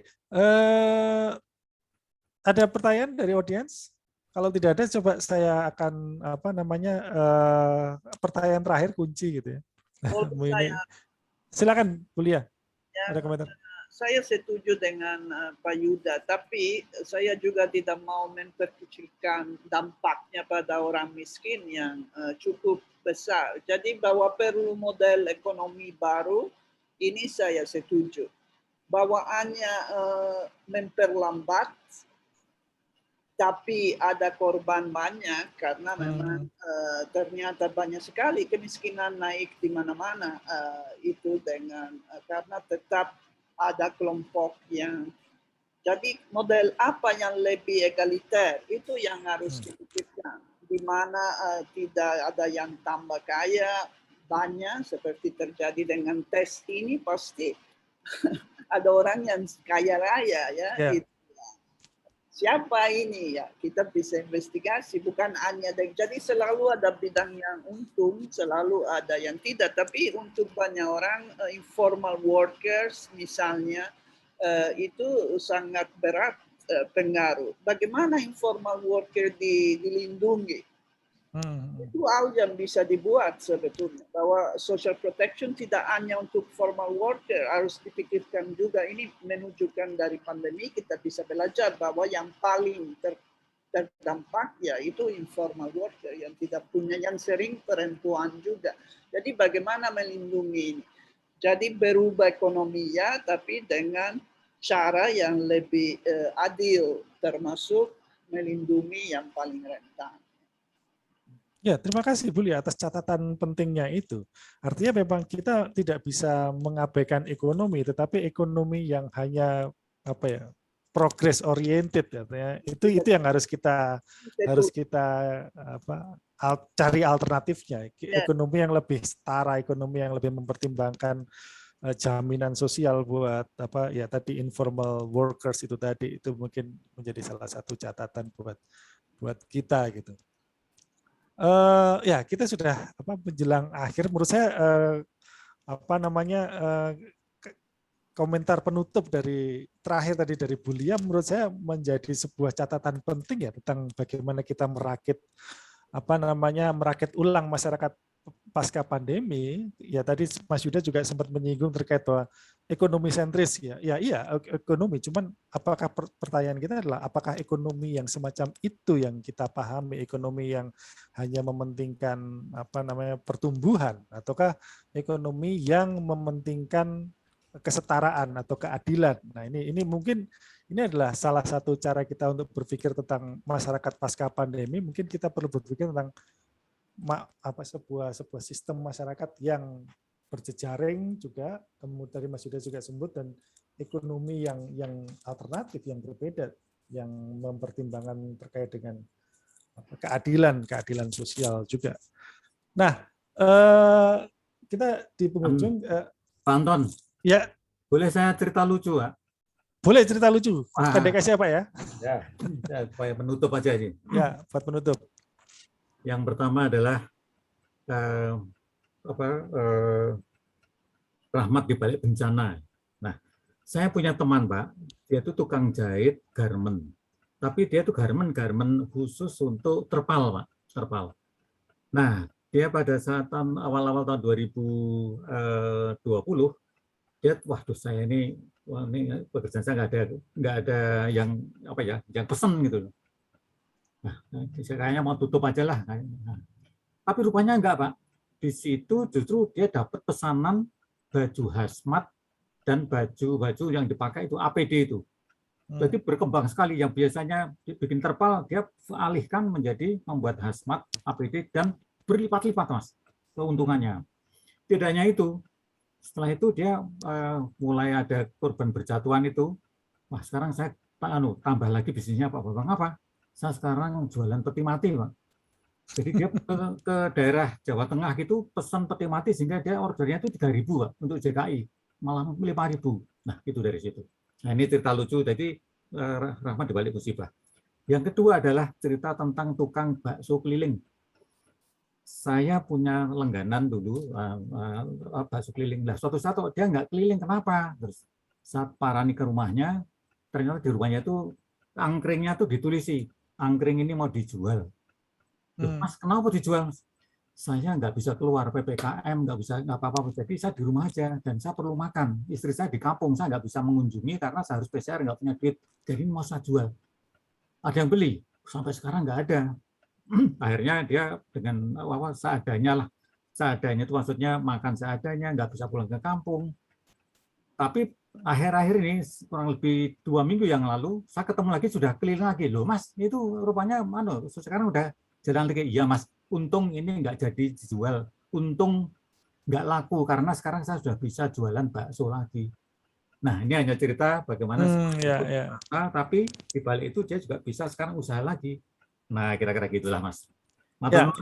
Ya, terima kasih Pak Dr. Bambang atas sharingnya. Memang ada banyak narasi kecil ya yang berkembang di dalam masyarakat yang mungkin tidak tercover oleh liputan media yang hanya melaporkan angka-angka pandemi itu, yang mungkin ini juga tantangan juga buat ilmuwan sosial humaniora untuk bisa mengcapture atau mempotret narasi-narasi kecil itu. Dan menurut saya ini adalah pekerjaan besar buat ilmu sosial, dan saya rasa kita sudah di penghujung acara. Saya terima kasih sekali lagi kepada Bu Lia, terima kasih kepada Mas Yuda, terima kasih kepada teman-teman yang sudah hadir, dan juga Mbak Fitri di belakang layar yang membuat ini bisa ada, dan